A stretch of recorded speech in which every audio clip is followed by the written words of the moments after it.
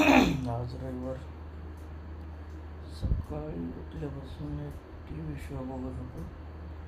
खूप पॉप्युलर आहे. म्हणजे जनरल नॉलेज, सिंगिंग, ॲक्टिव्हिटी.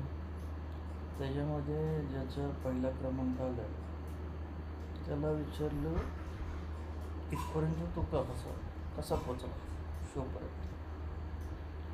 तर त्यांनी सांगितलं मी खूप गरीब होतो. तर गरिबीचं एक उदाहरण सांगितलं की लहानपणी जेव्हा जेव्हा त्याला आठवतं पावभाजीबरोबर त्यांनी भाकरी खाल्ली विशली. तर हे ऐकून मला आश्चर्याचा धक्का बसला. पावभाजी विकत आणून पावभाजीबरोबर शिळी भाकरी खाल्ली. तर एखादा कुठला माझा व्हिडिओ व्हायरल झाला आणि मला कोणी विचारलं तू इथपर्यंत कसा पोचला, तर त्याची स्टोरी किंवा मी इथपर्यंत पोचल्याचा प्रवास मी एका मिनिटात सांगतो. आम्ही पण खूप गरीब होतो. प्रत्येकाला सोलापूर माहिती, महाराष्ट्रामध्ये सोलापूर आहे. सोलापूरमध्ये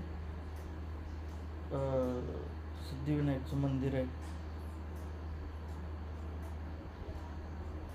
फेमस मंदिर आहे.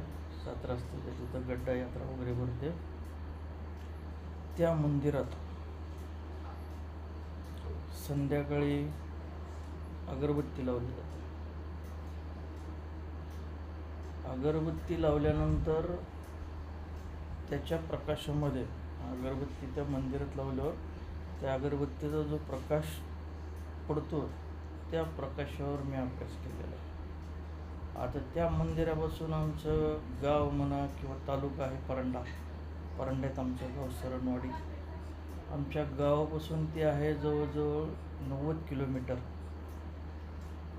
तर संध्याकाळी तिथं अगरबत्ती लावल्यानंतर त्याचा उजेड आमच्याकडे पडत होता.